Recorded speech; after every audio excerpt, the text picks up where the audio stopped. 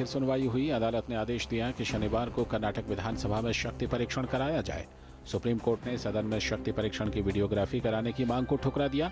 कर्नाटक के मुख्यमंत्री बीएस येदियुरप्पा और केंद्रीय मंत्री प्रकाश जावड़ेकर ने विश्वास मत हासिल करने का भरोसा जताया है।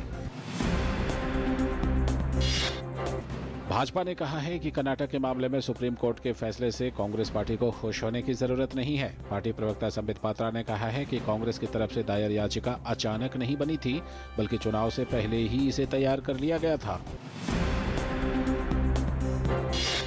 पाकिस्तान ने अरनिया और आरसपुरा सेक्टर में संघर्ष विराम उल्लंघन करते हुए अंतर्राष्ट्रीय सीमा पर भारी गोलीबारी की, जिसमें बीएसएफ का एक जवान शहीद हो गया और 4 नागरिकों की मौत हो गई। बीएसएफ ने पाकिस्तानी सेना को मुंहतोड़ जवाब दिया।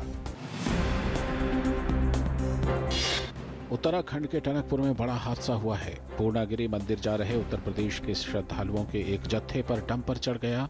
हादसे में 11 लोगों की मौत की पुष्टि हो गई है और 20 घायल हैं। कल शाम नई दिल्ली में भारतीय जनता पार्टी के सभी मोर्चों के राष्ट्रीय पदाधिकारियों की संयुक्त बैठक में भाजपा अध्यक्ष अमित शाह ने पार्टी के कार्यकर्ताओं से कहा कि वो देश भर में 22 करोड़ लोगों से जुड़े, जिन्हें केंद्र सरकार की योजनाओं का लाभ मिला है। पश्चिम बंगाल में सोमवार को हुए पंचायत चुनावों में सत्ताधारी तृणमूल कांग्रेस भारी जीत की ओर बढ़ रही है। तृणमूल कांग्रेस ने 20,848 सीटों पर जीत दर्ज की है। इस चुनाव की खास बात यह है कि भाजपा वाम मोर्चे को पछाड़कर दूसरे नंबर की पार्टी बन गई है। भाजपा ने 5,636 सीटों पर विजय हासिल की है और 21 सीटों पर बढ़त बनाई हुई है। सीपीआईएम 1,461 सीटें जीतकर तीसरे नंबर पर पहुंच गई है। कांग्रेस की झोली में 1,033 सीटें आई हैं और वो चौथे स्थान पर है।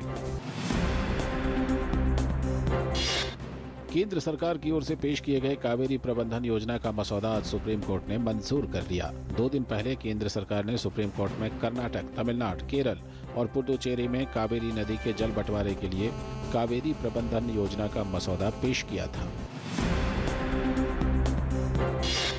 राजधानी दिल्ली में लेडी हार्डिंग मेडिकल कॉलेज के दीक्षांत समारोह को संबोधित करते हुए उपराष्ट्रपति एम वेंकैया नायडू ने चिकित्सकों से कहा कि वो ग्रामीण इलाकों में अपनी सेवाएं दें ताकि वहां के लोगों को बेहतर इलाज मिल सके।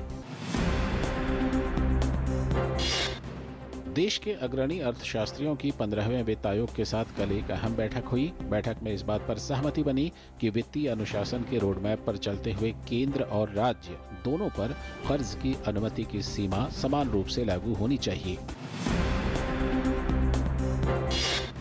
पिछले 4 साल के कार्यकाल के दौरान मोदी सरकार ने जम्मू कश्मीर में सड़क नेटवर्क के विस्तार और विकास पर खास जोर दिया है। जम्मू श्रीनगर राष्ट्रीय राजमार्ग को 4 लेन का करने का काम जोरों से चल रहा है और उम्मीद है कि अगले 3 वर्षों में ये पूरा हो जाएगा।